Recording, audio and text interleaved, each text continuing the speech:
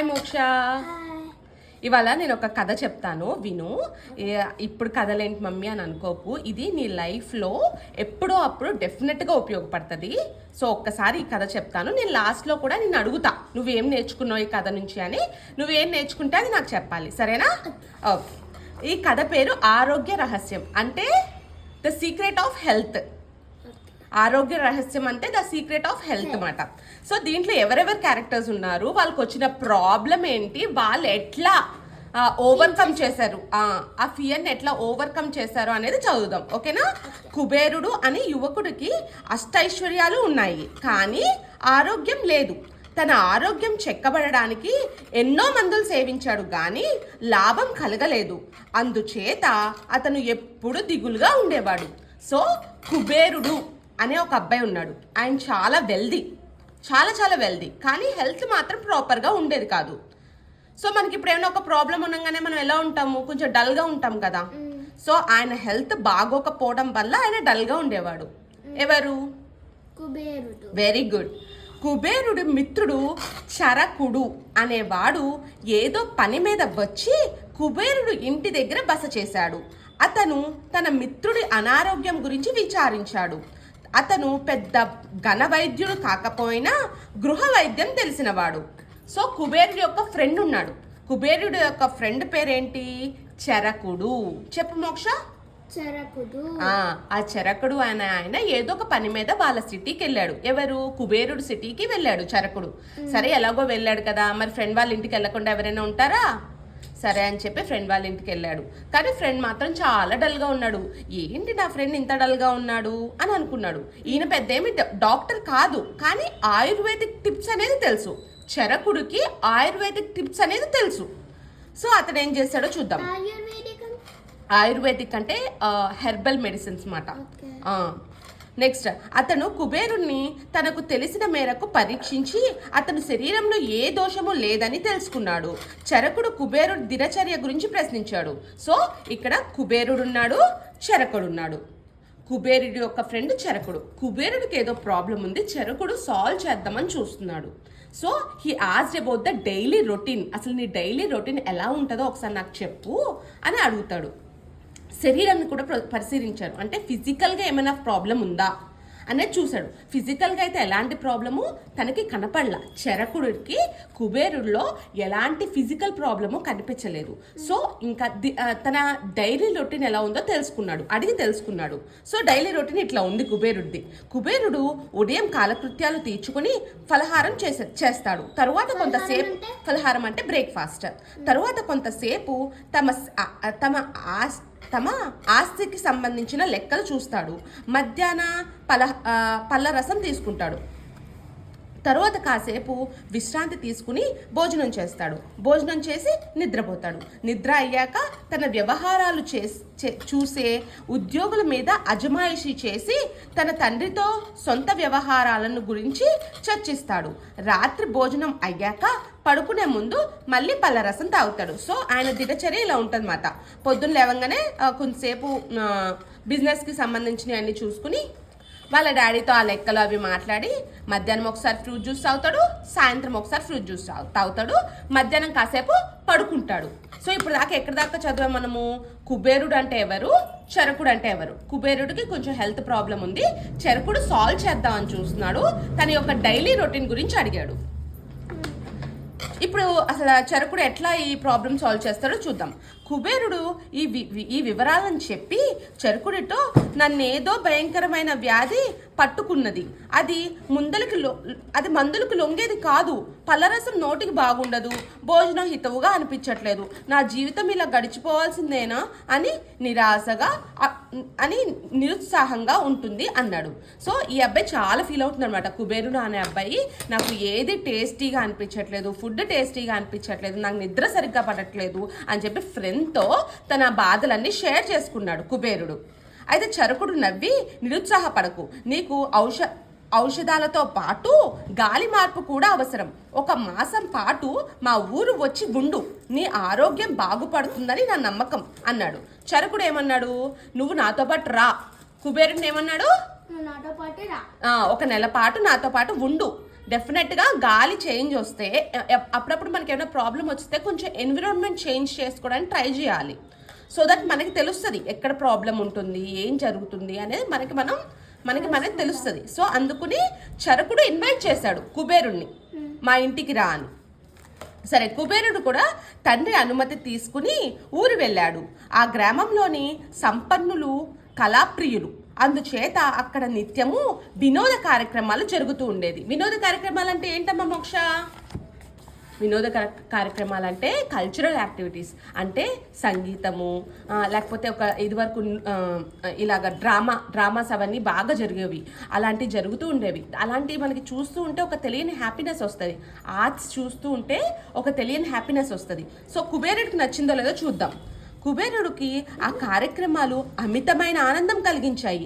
అందుచేత అతను రోజు సాయంకాలం కోసం ఆతృతగా ఎదురు చూసేవాడు. కుబేరుడికి కూడా అవన్నీ బాగా నచ్చేవి. సో ఈవినింగ్ ఎప్పుడవుతుందా, ఎప్పుడెప్పుడు మనం వెళ్ళి ఆ కార్యక్రమాలన్నీ చూద్దామా అని కుబేరుడు చాలా ఎగ్జైటెడ్గా ఉండేవాడు. అతనితో కొత్త ఉత్సాహం చూసి చరకుడు, మా ఊరి గారి నీకు బాగా పట్టినట్టుంది, నీలో ముందు లేని ఉత్సాహం కనబడుతుంది. నిన్న రాత్రి నాకు ఒక గోసాయి కనిపించాడు. అతనికి నీ జబ్బు గురించి చెబితే అడవిలో కోయగూడెం సమీపంలో ఒక మూలిక ఉన్నదని, దాన్ని వాడే స్వయంగా పీకాలని, ఆ మూలికతో నీ వ్యాధి నయమవుతుందని అన్నాడు. నీకు అభ్యంతరం లేకపోతే ఇప్పుడే బయలుదేరి వెళ్దాం అన్నాడు. సో ఏమన్నాడు కుబేరుడితో చరకుడు? నేను ఒకరిని కన్సల్ట్ చేశాను, ఆయన నీ జబ్బుకి ఒక మూలిక ఉంది. మూలిక అంటే ఏంటమ్మా? సొల్యూషన్ అంటే ఒక హెర్బల్ రెమెడీ అనేది ఉంది. అది ఎక్కడ దొరుకుతుంది అనేది చరకుడు కుబేరుడితో చెప్పాడు.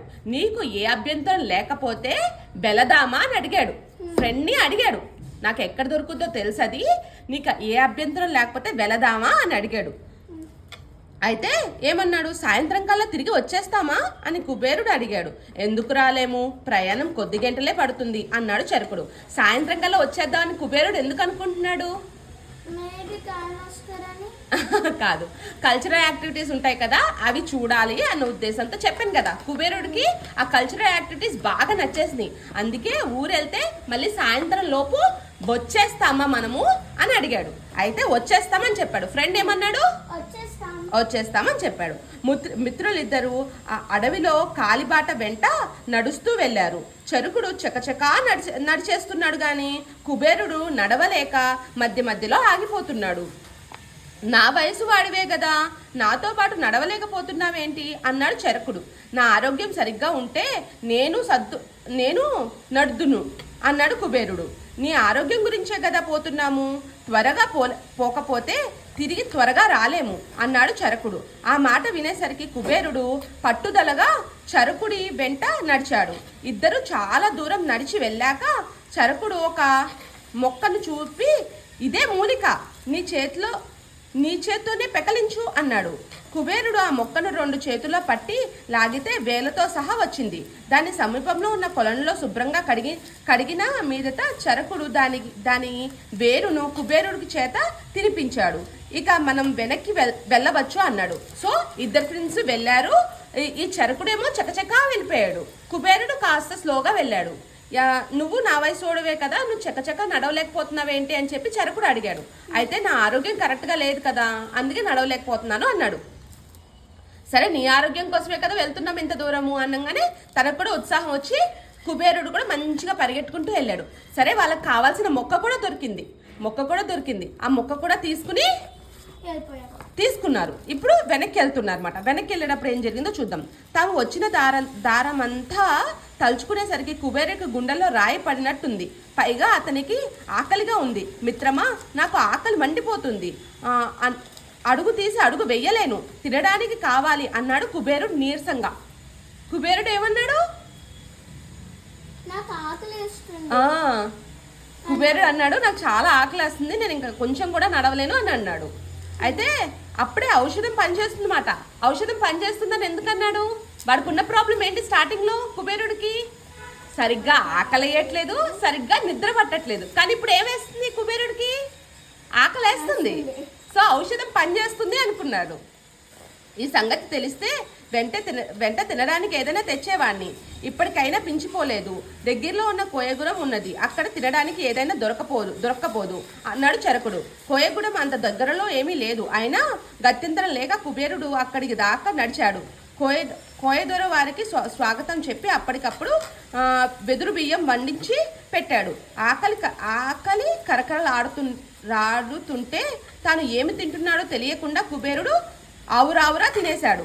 కుబేరుడు ఎలా తిన్నాడు? మంచిగా ఆకలేసి మంచిగా ఫాస్ట్గా తినేశాడు.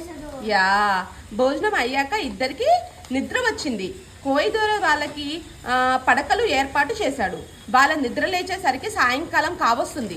ఇద్దరు ఇంటికి వచ్చేటప్పుడు కుబేరుడు నీ మందు అద్భుతం, నాకు మంచిగా నిద్ర పట్టింది, ఒంట్లో చాలా సుఖంగా ఉంది అని చరకుడితో అన్నాడు. కుబేరుడు ఏమన్నాడు ఫ్రెండ్తో? నువ్వు ఇచ్చిన మందు చాలా బాగా పనిచేసింది, నాకు చాలా చక్కగా ఆకలేసింది, చాలా చక్కగా పడుకున్నాను అని అన్నాడు కుబేరుడు చరకునితో. అయితే ఆ రాత్రి కూడా కుబేరుడు కడుపు నిండా తిని ఒళ్ళు తెలియకుండా నిద్రపోయాడు. మన్నాడు చరకుడు అతనితో, నీ ఆరోగ్యం చెక్కబడింది కనుక అసలు విషయం చెప్తాను, అసలు సీక్రెట్ ఇప్పుడు చెప్తాను అన్నాడు. ఆకలి పుట్టడానికి ఉపవాసం తప్ప మరో మందు లేదు. నిద్ర పట్టడానికి శరీర శ్రమ తప్ప మరో మార్గం లేదు. అంటే ఏంటి? ఆకలి మనకి ఇప్పుడు ఈ ప్రాబ్లమ్స్ ఏంటి? కుబేరుడు ప్రాబ్లమ్స్, నిద్ర రావట్లేదు, ఆకలి సరిగ్గా వేయట్లేదు. కానీ ఇప్పుడు ఆకలి వేసింది. ఎందుకు వేసింది? ఎక్కువ నడుస్తాం వల్ల.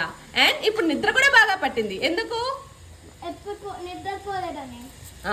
మధ్యలో ఎక్కడ రెస్ట్ తీసుకోలేదు, బాగా శరీరానికి శ్రమ పెట్టి రెస్ట్ తీసుకున్నాడు. అండ్ మనసుకు కూడా హ్యాపీగా ఉంది. ఎందుకు? కల్చరల్ యాక్టివిటీస్ చూశాడు కదా కుబేరుడు, మంచిగా కల్చరల్ యాక్టివిటీస్ చూశాడు కదా, అందుకని మనసుకు కూడా హాయిగా ఉంది. సో మనసు ఉల్లాసంగా ఉండడానికి వినోద కార్యక్రమాలు అవసరం. ముందే ఈ మాట చెబితే నువ్వు నమ్మవని మందు పేరు చెప్పి ఇలా తీసుకొచ్చాను. ఇక ముందు ఆకలి వేస్తే గాని తినకు. ఏమని చెప్పాడు ఫ్రెండ్కి అడ్వైస్? ఆకలి వేస్తేనే తిను, మంచిగా శరీర వ్యాయామం కొంతైనా చెయ్యి, కొంతైనా ఫిజికల్ ఎక్సర్సైజ్ చెయ్యి, అప్పుడు ఆటోమేటిక్గా ఆకలేస్తుంది, ఆటోమేటిక్గా నిద్ర వస్తుంది. మనం కూడా అప్పుడప్పుడు ఏం చేస్తాం మోక్ష? ఆకలేసినప్పుడే తినాలి. మంచిగా ఫిజికల్ యాక్టివిటీస్ ఉంటే చక్కగా మెంటల్గా ఫిజికల్గా ఫిట్గా ఉంటాం మనం. కుబేరుడు ముందు ఆశ్చర్యపడిన తరువాత నిజం గ్రహించి తన ఊరికి తిరిగిపోయాడు. చరుకుడి సలహాను అమలు చేస్తూ వచ్చాడు. తమ గ్రామంలో అతనే వినోద కార్యక్రమాలను కూడా ఏర్పాటు చేశాడు. సో మోక్ష, నువ్వేం నేర్చుకున్నావు ఈ లెసన్ దగ్గర నుంచి? అండ్ ఫిజికల్ యాక్టివిటీ కంపల్సరీ ఉండాలి. అప్పుడే మనం మెంటల్గా ఫిజికల్గా ఫిట్గా ఉంటాం. అండ్ ఎప్పుడూ స్టడీ బుక్సే కాకుండా కాస్త ఇలాంటి కథలన్నీ కూడా చదువుతూ ఉంటే మనం హ్యాపీగా ఉంటాం.